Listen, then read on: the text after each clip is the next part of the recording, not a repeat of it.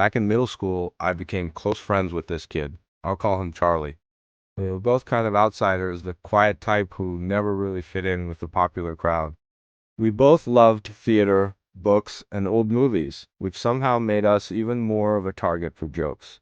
Since we didn't have many friends, we naturally stuck together. One Saturday afternoon, Charlie came over to hang out at my house. I still remember it so clearly because the memory still gives me chills. My older sister had thrown a Halloween party a few days earlier in our basement, so all the decorations were still up. Fake cobwebs, orange string lights, and a few leftover pumpkins. Instead of the regular bulbs, my sister had put up those black UV lights everywhere, so everything had that dim purple glow. It gave the room this eerie, haunted feel. We sat down there talking and playing video games like usual. But after a while, Charlie started acting strange. His tone changed. He got really serious, darker even. He started talking about how he could feel something evil inside him, like not metaphorically, he meant it literally. He said there was a dark presence that controlled him sometimes. At first, I thought he was just being dramatic. I mean, we were theater kids, but his face, it wasn't like he was putting on an act. He looked disturbed. He must have noticed the doubt on my face because he suddenly said, "You don't believe me, do you?" "I can prove it." Then he pointed toward the ceiling. There were two rows of three black lights hanging there. He pointed directly at the middle one in the front row and said, "That light's going to go out." I kind of laughed it off, waiting for him to say he was joking, but he just stared at the bulb, completely focused. Maybe half a minute passed. Nothing happened. I opened my mouth to say something, and that's when it happened. Bang! The light didn't flicker or dim. It exploded. Glass rained down on the floor, and the sound was so loud it made me jump out of my seat. I looked at Charlie, and he was just staring at me. His eyes looked completely black, not dark brown, but black. Like there was no light in them at all. That look in his eyes still haunts me. It wasn't him looking at me anymore. After that, the whole mood changed. He started saying cruel things, insults about me getting the lead role in a local play. He'd never acted like that before. He'd always been supportive, kind, almost shy, but now he was mean, bitter. I didn't know what to say or do. We still had to see each other every day at school, so I tried to act like nothing happened. Eventually, I turned the regular lights back on, swept up the glass, and we just sat there in silence playing video games until his mom picked him up. I kept telling myself it was nothing, that maybe it was a coincidence.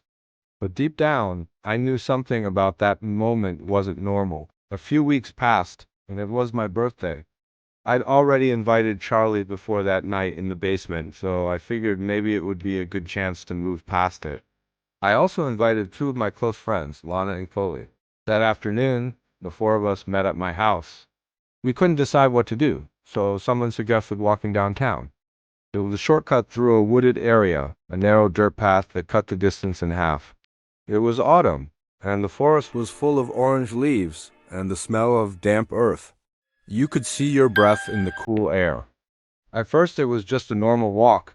Then Charlie started talking again, about death, graves, and spirits. He said things like, "Death lives in me," and "I'm the Prince of Death." I remember exchanging looks with Lana and Chloe, silently asking if they were hearing the same thing I was. His voice started to change. It got deeper, raspier. At one point, it didn't even sound human. He started growling. And then, out of nowhere, he lunged at Lana. He grabbed her by the arms and wouldn't let go. She screamed and fought him off, and I froze. I'm not proud of it, but as soon as she managed to shove him away, I ran. All three of us, me, Lana, and Chloe, bolted through the trees as fast as we could. None of us looked back. We just ran until we saw the neighborhood again. When we reached the street, we split up and ran to our own houses, completely panicked. I slammed my front door shut, locked it, and sat in my room shaking. My parents weren't home, so it was just me. I sat there for what felt like hours replaying everything in my head, trying to make sense of it. Then suddenly there was a knock at the door. My sister went to answer it. I heard voices downstairs but couldn't make out the words. A minute later, she ran upstairs looking pale. "The police are here," she said. "They're asking about Charlie." Apparently, he had shown up at a neighbor's house, shirtless, missing a shoe, scratched up, and bleeding. I was in shock. When we left my house, he had all his clothes, shoes, everything. How could that happen in such a short time? When my parents came home, the police came back to question me. I told them everything, but then they said something strange, that Lena and Chloe's stories didn't match mine. They claimed something totally different had happened. I still don't understand why. Maybe they were scared. Then the police told me something else. Charlie had been in and out of mental hospitals for years. His medication had recently been changed. After that, I didn't see Charlie at school for almost a year. When he finally came back, he wasn't the same. Most people said it was all just mental illness, that he'd had an episode. But I can't stop thinking about that light in my basement. He said it would go out.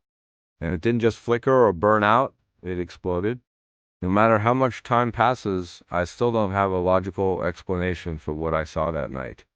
And even now, whenever I walk into a dark basement, I can't help but look up at the ceiling and remember that single bulb right before it burst. When I was in high school, our student council came up with this Valentine's Day idea called Candy Grams. Basically, you could pay $1 to send a small bag of candy to someone, and it would be delivered to their homeroom on Valentine's morning. Most people just sent them to their friends or crushes. It was meant to be fun, innocent, and lighthearted. I didn't expect to get any. I wasn't exactly popular back then. Quiet, kept to myself, never really stood out. But that morning, when our homeroom teacher came in holding a big box of candygrams, my name was actually called. Not once, but 3 times. Everyone looked at me like I just won a prize. A few people even started whispering. Each candygram had the same handwriting, neat, rounded letters on a pink heart-shaped tag. The first said, "You're sweet." The second one said, "I like your smile." And the third read, "You'll be mine someday." It was weird, but at the same time, it felt nice. No one had ever shown interest in me before. I figured it was just a harmless crush. That was until the notes started appearing outside of school. The first one was tucked under my windshield wiper after basketball practice. "You looked really good today." A few days later, I found another taped to my locker. "You shouldn't walk home alone." I tried to laugh it off, telling myself maybe one of my friends was just messing with me. But then one night, I woke up to a soft tapping on my bedroom window. It was faint, almost like someone brushing their fingernails against the glass. When I looked, there was no one there. But I did see something resting on the windowsill outside, a small red bag tied with a ribbon. Inside it were chocolate hearts, the same kind from the school candygrams, and another note that said, "Now we can be closer." That's when I realized whoever was doing this knew where I lived. The next day, I went to the school office and told them everything. The staff took it seriously at first, checking the candygram order list, but every single one of mine was marked anonymous. They said there was nothing they could do unless I had proof someone was harassing me. So I started paying more attention, looking over my shoulder in the halls, double-checking the faces behind me on my walk home. A few times I caught glimpses of someone, a girl, short dark hair, standing just far enough away to make me doubt if she was really there for me or not. One afternoon, I saw her more clearly. I was leaving the library when I noticed someone standing near the parking lot light pole. She was just staring at me. When I tried to get a better look, she smiled. This wide, almost forced smile, then ran off behind the gym building. That night, I got another candy bag on my doorstep. This time, the note wasn't romantic. It said, "You shouldn't have told." The handwriting was the same. After that, things escalated fast. My social media started getting random messages from fake accounts. Pictures of me walking to class, sitting in the cafeteria, waiting at the bus stop, always taken from a distance. The final message came a few nights later. It was a photo of me, asleep in my room. Police got involved after that. They checked for signs of forced entry. None. The window was unlocked, though I was sure I'd locked it earlier that evening. They never found out who it was. But a few weeks later, one of the school secretaries found a stack of unused candygram tags in the lost and found, all written in the same neat handwriting as the notes ID received. No one ever claimed them. Even now, years later, I can't walk past a Valentine's candy display without getting that same cold feeling in my chest, because whoever she was, she meant it when she said I'd be hers someday. It happened on Halloween night in 2022. The air outside had that crisp, cold bite that only October evenings carry, sharp, quiet, and filled with the smell of fallen leaves.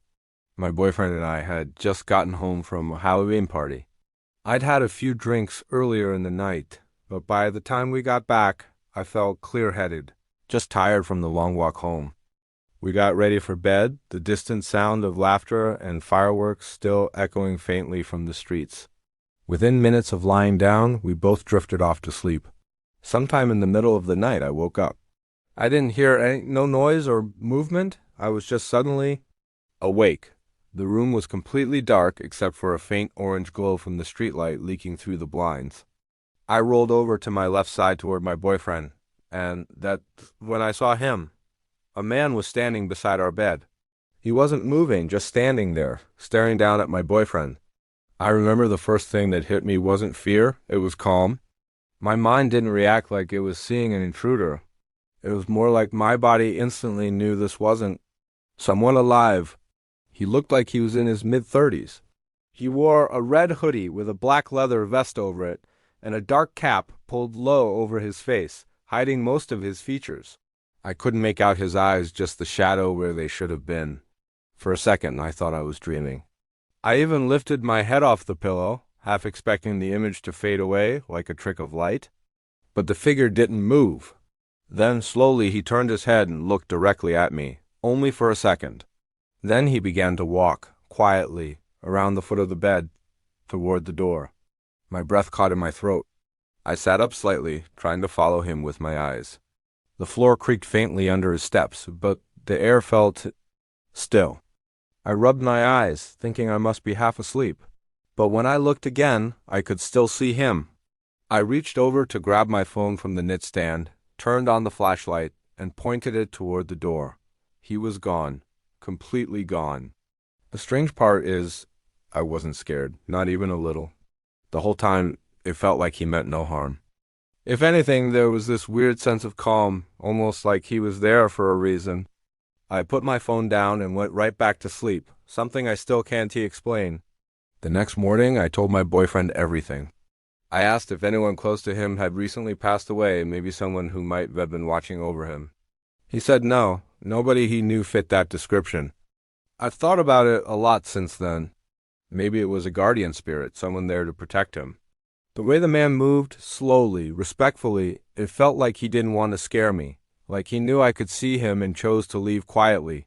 It was almost polite, and that's what unsettles me the most. Because whatever he was, real or not, he felt aware.